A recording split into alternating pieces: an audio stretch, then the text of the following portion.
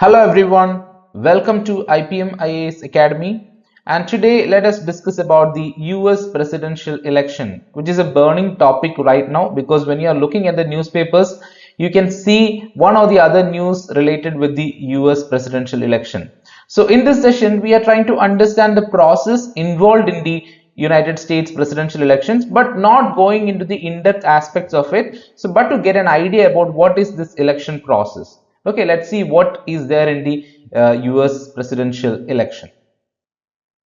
The first thing that we need to understand is the constitutional requirements to become the presidential candidate. Okay, what is the constitutional requirement? So here in India also we have an eligibility criteria to become the president, like the citizen of this country. So like that, the America also has certain constitutional requirements. What are they? One, be a natural born citizen of the United States. So by birth that person should be a citizen of the United States, which means a person who has got citizenship through registration will not be able to get the opportunity to participate in the presidential election, and be at least 35 years old, so that maturity should be there to handle things, because they are going to become the president of that country, and that person need to have that maturity and experience to handle administration. Then the third one is have been a resident of the United States for 14 years. So he must be a resident of United States for 14 years. That means people must know about that person. So when he or she is actually living in that place, his or her involvement in various aspects of administration or politics will help people identify whether that person is capable or not. So that this 14 years time period will definitely help that. So that is why they have included these three important requirements: the constitutional requirements, be a natural born citizen, then be at least 35 years old, and have been a resident of the United States for 14 years. Anyone who meets these requirements can declare their candidacy for the president. Once a candidate raises or spends more than $5,000 for their campaign, they must register with the Federal Election Commission. In India, we also have an election commission, which is a constitutional body. So like that, in America also they have an election commission, that is the Federal Election Commission. Now the overview of the election. 1 year before the elections, you can see that the candidates from two main political parties. So what are the two important parties there? Democrats and Republicans. And they begin their campaign trails. They set up their team and start going on tour around the country to rally for support and to fundraise for their campaign. So 1 year before itself, both the parties will initiate their work towards the election. At the start of the campaigns, the candidates from both the parties participate in televised debates. So what they are doing in these debates? During the debates, each candidate will have to answer tough questions about their policies as well as defend their stance on issues and policies against other candidates. Basically, here people are trying to understand the capability of that candidate. Right, so whether their policies are good or not, whatever they are trying to implement in the country, whether they are good or not, all these things will be checked in this area, because these are all debates, so people can understand whether that person is capable, efficient or not. After this, what we can see is the election process. Okay, so what the various stages involved in the election process. I would like to show an image which actually shows all the stages of the election process. So I hope it is visible. So here, stage 1, that is step 1, step 2, step 3 and step 4. 4 steps are involved in the election process. Step 1 is primaries and caucuses. Step 2 is national conventions, and step 3 is general election, and step 4 is electoral college. Okay, so primaries and caucuses, national convention, general election and electoral college. So what is happening in each of these stages? Let's understand that. So if you look at the presidential primaries and caucuses, so what do you mean by this? Very, very important to understand this. No, primaries and caucuses are two ways that people help states and political parties two things are coming here: states and political parties to choose their presidential nominees. Okay, states and political parties to choose their presidential nominees. One is the primaries. So primaries are actually happening in the states. Most states hold primaries 6 to 9 months before the presidential election, and primary voters choose their preferred candidate anonymously by casting secret ballot. Okay, so they actually go through a process called secret ballot and they vote anonymously. The state where the primary is held takes the results of the vote into account to award the delegates to the winners. So what is happening after this primaries and caucuses? Basically, the candidates, they will be getting the delegates. Okay, they are actually selecting the delegates here. Okay, these delegates will be following a particular candidate. So that is what is happening. Same like that, what do you mean by caucuses? Several states hold caucuses in the months leading up to the presidential election. Caucuses are meetings run by political parties that are held at the country, district or precinct level. Some caucuses choose candidates by secret ballot. So here also we mentioned about, in primaries also we mentioned about secret ballot, and others require participants to divide themselves into groups according to the candidate they support. Okay, they can form different groups based on the candidate they are actually supporting. Undecided participants form their own group, and each candidate's group gives speeches and tries to get others to join their group. In order to increase the number of persons in that group, they are actually trying to invite them, okay, through their speeches, through their various activities. At the end, the number of delegates given to each candidate is based on the number of caucus votes they received. So that is why they are actually wanting more people into their groups, because the number of caucus votes decides the number of delegates who can actually support their candidate. So basically, in the stage where primaries and caucuses are actually happening, there they are selecting the delegates who can support their candidates. They are choosing their delegates who can support their candidates. So there are different types of primaries and caucuses. One is, depending on the state and political party rules, primaries and caucuses can be open, closed, or some hybrid of the two, that is either open or closed partly. During the open primary or caucus, voters do not have to be registered with the political party to take part in its primary or caucus. Okay, but in the closed primary or caucus, the only voters registered with that political party can take part and vote. So in open primary or caucus, the voter need not to be a registered person in a political party, but in the closed primary or caucus, that person or that voter should be registered with that party.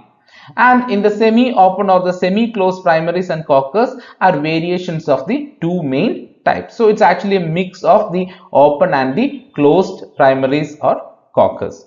So that is the first step or the first stage of the presidential election, that is the primaries and caucuses. One thing that you need to understand here is, here they are actually selecting the delegates who can support the candidates, and it is happening at a state and also at the political party level. Then the second step is national conventions. The second step is national convention. The political parties hold national conventions to select presidential and vice presidential nominees. So it's a bigger one. Okay, they actually conduct national convention to select their presidential and vice presidential nominees. Each party holds a national convention to select the final presidential nominee. State delegates from the primaries and caucuses selected to represent the people will now endorse their favorite candidates, and the final presidential nominee from each party will be officially announced at the end of the convention. So we already mentioned that from primaries and from caucuses we actually select the delegates. So these delegates will be coming here and they will be choosing their favorite candidate. Okay, so whoever is getting more number of supporters, that person will be selected as the presidential candidate. So the presidential candidate also chooses a running mate here. So once the presidential candidate is there, that presidential candidate can choose the running mate, that is the vice presidential candidate here in this national convention. The presidential candidates campaign throughout the country to win the support for the general population. So before the general election, what they do is they actually campaign throughout the country to get the support of the people. To make it more clear, the state delegates go to the national convention to vote to confirm their choice of candidates.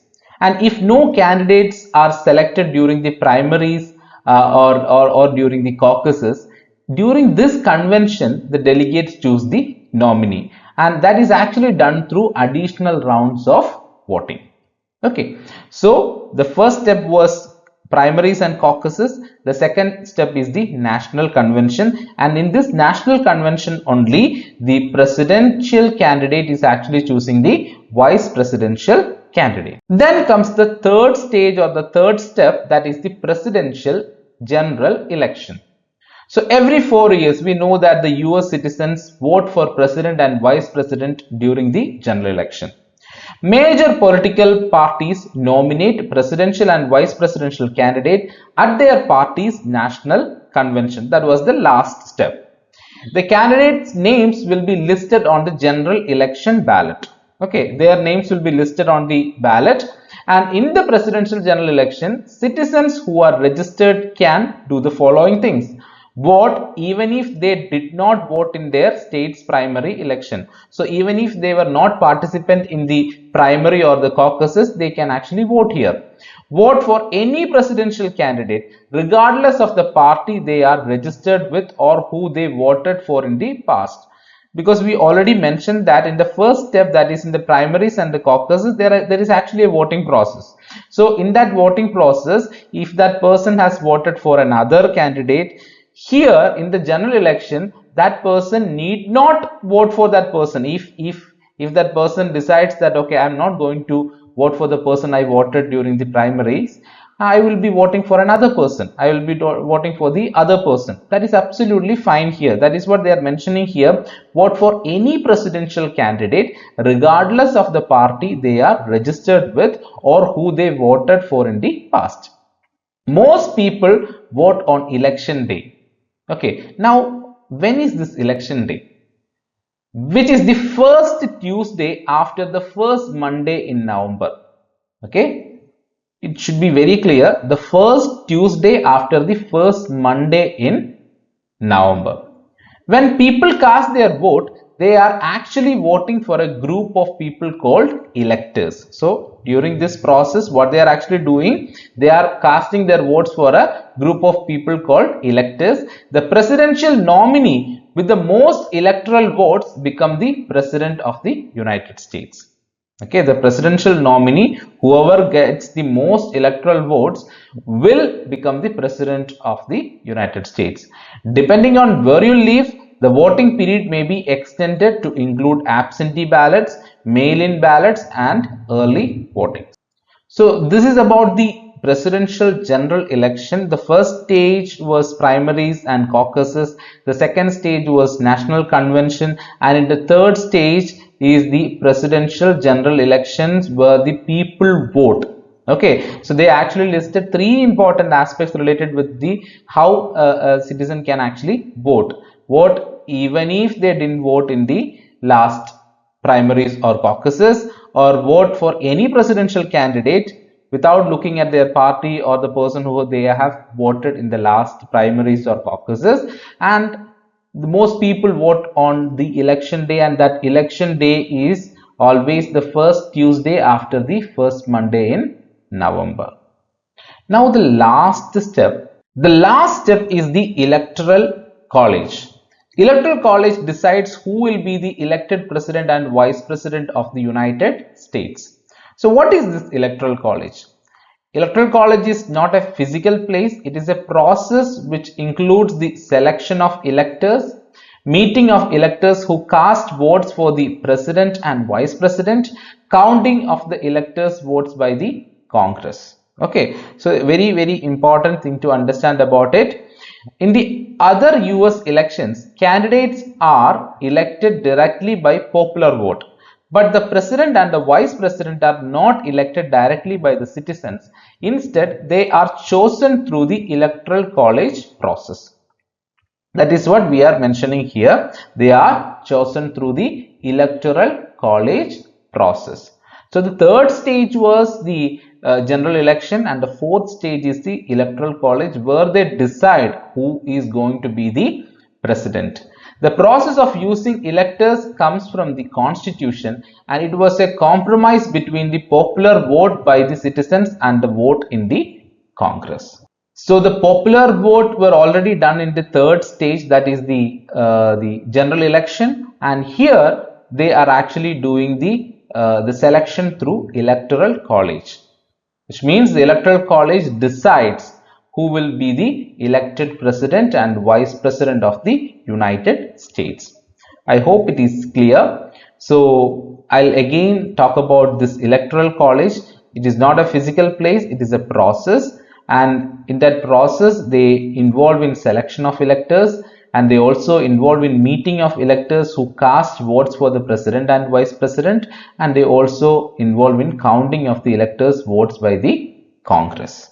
Okay, so these are the important aspects related with the election of the president of United States, and there are a lot of differences happening regarding the election of the Indian president and the election of the American president. So here I would like to show the vote share. Okay, the United States Electoral College votes by state. So not all states are having the same number of votes. Here you can see Washington is having 11 votes. Okay, and on the other hand, Colorado is having 9 votes. Okay, and the Virginia is having 13 votes. So like that, the vote share is actually different. Okay, so I hope you got a clear idea about the presidential election process in United States. We did not go into the deeper aspects of the technical aspects of the election. We just gone through the overview of the election process in United States. Thank you for watching our video. Please subscribe our channel, like and share the videos with your friends so that they will also get information related to various aspects of the civil services preparation and also current affairs.